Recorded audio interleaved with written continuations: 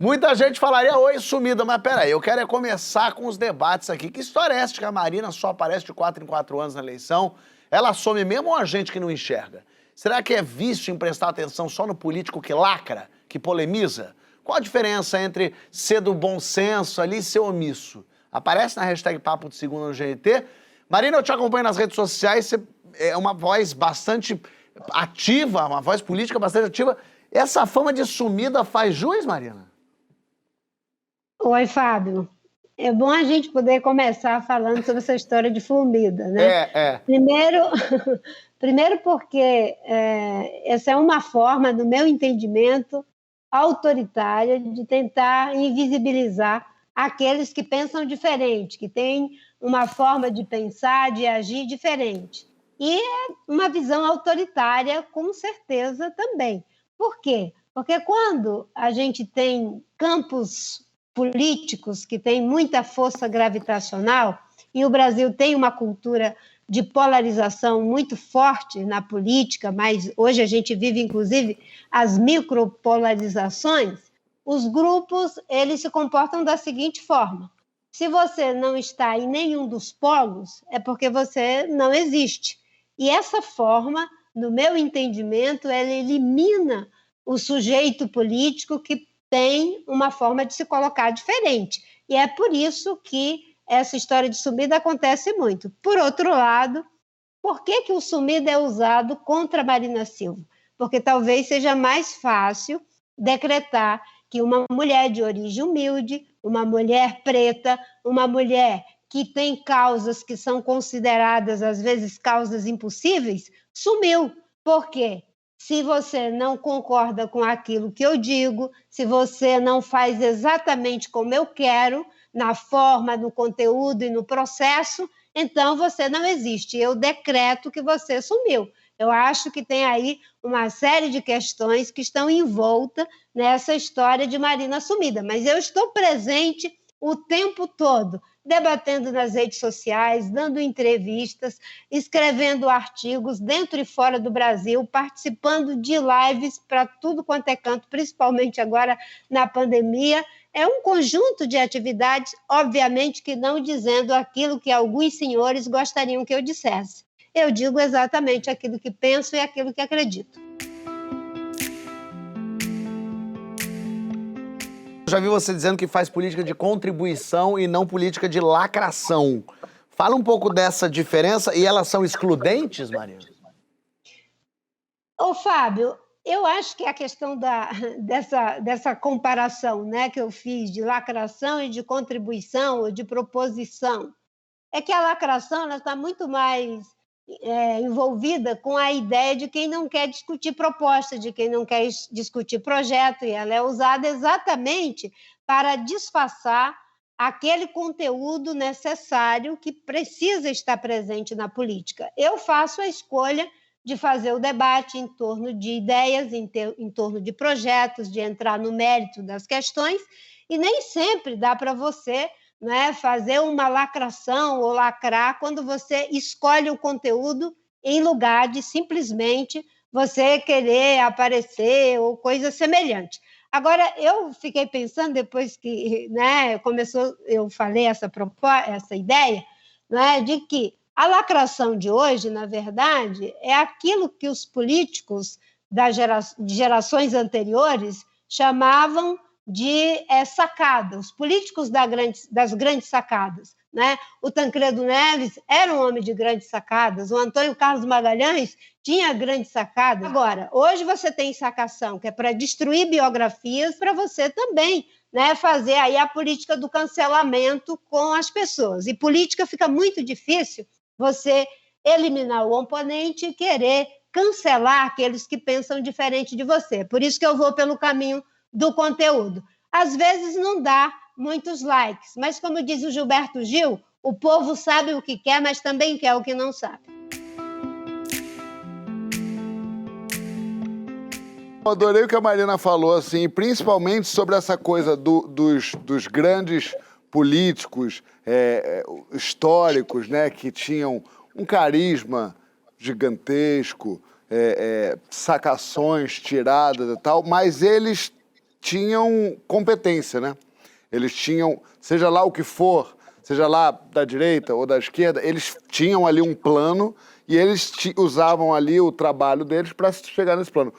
Hoje em dia parece que a política, não brasileira, a política mundial virou uma espécie de luta livre da política, porque as pessoas vestem-se de uns personagens. Então, eu sou o que grita, eu sou o que não sei... Bom, a gente culminou no Tiririca sendo uma deputada mais votada do Brasil. E isso é engraçado, que é o antigo macaco Tião, né? Parece, porque aquele macaco foi muito votado no Rio de Janeiro. A gente era feliz e não sabia. A gente era feliz e não sabia. E é muito doido, porque aí a gente deixou o carisma, o personagem bem construído, virou mais importante do que o trabalho. E é muito doido isso, né? Hoje em dia, por exemplo, a gente tem um presidente, não sei se eu já cheguei a falar mal dele aqui. Acho que não. Acho que não. Hoje a gente tem um presidente que ele é Não me lembro. Que ele é só um personagem grotesco, bufão, um bufão, que eu ia realmente dizer. É um personagem dantesco, horroroso, e ele é só um personagem que fez com que um monte de gente tivesse ele como ídolo e não como um candidato que possivelmente a pessoa ia gostar ou não, porque tem isso também. O Wilson Gomes fala bem isso, lembra daquela teoria do Wilson Gomes? As pessoas começaram a ter o candidato como a noiva, né? Como o ídolo, e não como um consumidor de um sujeito que vai prestar um serviço para ele. Então isso é uma confusão tamanha. Eu achei muito bom que Marina falou sobre essa coisa de que quando você não é ou de um lado ou de outro, você não é ninguém. É estranhíssimo. Ponderar virou um crime, né? Ponderar virou um crime. Você parar e olhar e falar, veja bem, não sou totalmente alinhado com isso, não sou totalmente alinhado com aquilo, sou totalmente alinhado com o que eu penso. As pessoas são mais mobilizadas pelos afetos do que por uma racionalidade que se preocuparia em compreender a realidade na sua complexidade inevitável. A realidade ela é sempre complexa, né, Fábio? Mas essas virtudes, complexidade, ponderação, equilíbrio, não produzem respostas afetivas intensas, né? Podem, portanto, ser virtudes cognitivas e morais, eu acho que são, ambas as coisas, mas não são virtudes comunicativas. E político que disputa a eleição, vive, né, de repercussão, né?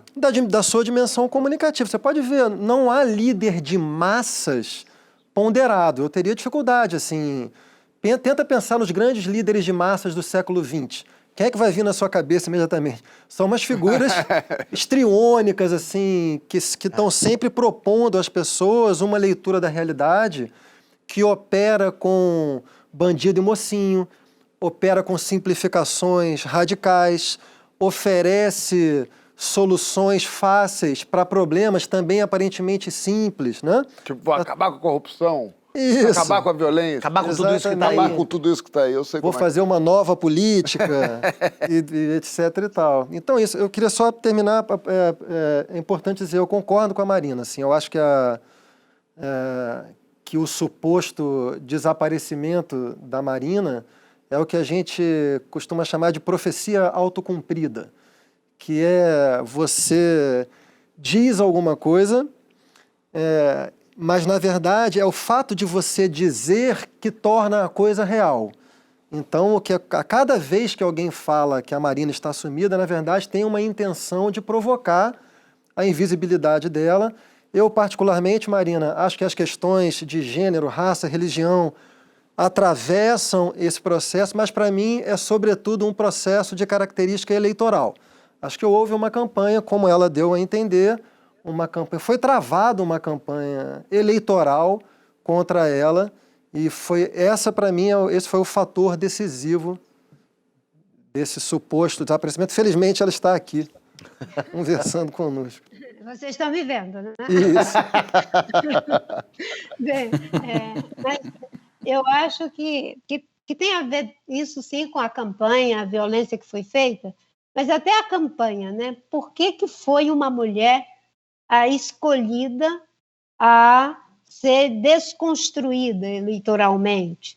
Por que aquela violência toda, a desconstrução da biografia, a tentativa de aniquilar, não é, essa história, tem a ver com esse lugar do terceiro, que eu acho que você colocou muito bem. A política é muito difícil quando ela é exercida como demanda de amor, e aí eu acho que você entende muito bem disso, não é? Como demanda de amor. Ela é muito destrutiva, porque você vem como se você fosse tragar tudo, não basta ser amado pelos amigos, pelos parentes, pelos vizinhos, você quer ser amado pela multidão, né? Acho que era o Nietzsche que dizia que o poder, para alguns, dá mais prazer do que o próprio ato sexual. Então, essa forma de viver a política, ela é altamente destrutiva, porque ela não pressupõe o cidadão como sujeito político, aquele que é responsável pelo seu destino, da sua comunidade, e conscientemente se coloca na cena política para fazer suas escolhas. As pessoas gostam de infantilizar a sociedade, que as pessoas queiram um salvador, a mãe do Brasil, o pai do Brasil, o avô do Brasil, e dessa forma você usa o carisma para essa infantilização. Eu acho que o Brasil foi por um caminho muito difícil, fazendo a política dos polos. Acho que agora a gente tem que olhar para esse Brasil cindido e tentar fazer algum tipo de encontro, porque as pessoas verem política como adesão, né? A adesão, o que é? Eu simplesmente vou aderir a esse projeto de forma acrítica e, se alguém criticar, já virou inimigo. Então, a política não é time de futebol, não, é isso. Uma hora eu estou aqui, outra hora eu posso mudar de posição, ainda que possa estar no mesmo partido. E é isso que faz com que a gente seja uma sociedade madura, não é? Mas essa infantilização na política, não é? E isso é um termo ruim, porque a infância é uma coisa bonita, mas quando você leva para o terreno, não é? De tornar pessoas adultas, colocar pessoas adultas nesse lugar, isso é muito ruim. As políticas sociais são feitas assim. Se não for comigo, o seu grande benfeitor, você vai perder, enfim, o seu benefício. Quando, não é? O benefício não pode ser um favor, tem que ser um direito. Pensando em comunicação, né? Por mais que já faça um tempo que a gente exista dentro das plataformas digital, é interessante você pensar que a cada ano essas mesmas plataformas se renovam e elas obrigam cada um de nós a entrar numa espécie de estudo para entender como se comunicar com a nossa base, né, meu? Então, uma determinada plataforma lança uma nova ferramenta, essa ferramenta vira uma maneira de se comunicar e a partir dessa nova maneira de se comunicar extremamente popular, as pessoas vão angariar popularidade ali e buscar se conectar com as suas bases. Para a gente que faz isso através da arte é muito difícil. Eu acho que tem uma coisa muito bonita que eu sinto na fala da Marina, que também existe um exercício de como fazer essa comunicação acontecer para fora desses polos e de uma maneira que ela informe, de uma maneira que ela sugira, mas de uma maneira que a inteligência sugira com uma solidez que ela consiga abrir um caminho e as pessoas entenderem que a força da sugestão é uma coisa muito poderosa, saca? E eu acho que a gente está perdendo essa beleza da força da sugestão. Quando eu falo sobre essa coisa da comunicação, sobre essa coisa das plataformas, é porque muitas vezes pessoas muito preparadas, muito inteligentes, não têm a mesma aptidão ou o mesmo tempo para se debruçar em cima dessas plataformas e a partir desse debruçamento em cima das plataformas, estudar e saber a melhor forma de se comunicar, de utilizar. Então, as pessoas que melhor usam a plataforma acabam usufruindo e recolhendo os seus ganhos. Então, elas se transformam em pessoas mais populares dentro disso. E nesse momento que a gente está vivendo, essas plataformas são o ringue das ideias, né, meu? Onde que estão acontecendo os grandes debates? São dentro do Twitter, dentro do Facebook, no Instagram, no WhatsApp, que as pessoas não entendem como uma rede social, mas é uma rede social. Então é muito perigoso, mano, que a gente veja alguém que tem uma força de influência. Isso é uma coisa que eu até falei aqui uma vez, há um tempo atrás, que essa diferenciação ela é urgente. Qual a diferenciação que eu sugiro que a gente deva fazer com urgência?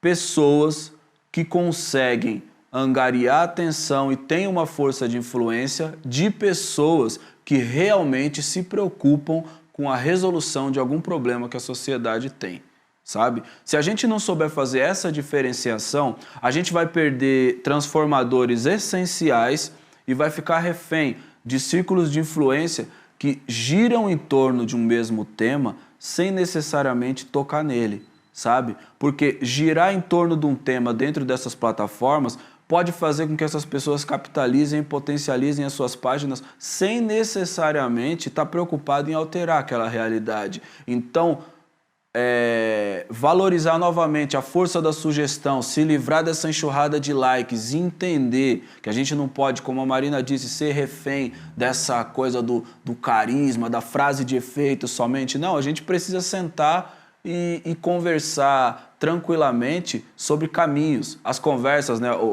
a minha maior crítica ao que hoje se chama de cultura do lacre, né, é o seguinte, mano. O lacre é um encerramento. Ele finaliza a conversa. Acabou, fechou, lacrou, já era. Só que a gente vive numa sociedade onde as conversas precisam ser abertas. E para abrir essas conversas, a gente precisa fazer essa diferenciação que eu falei, mano. Os transformadores das pessoas que têm likes.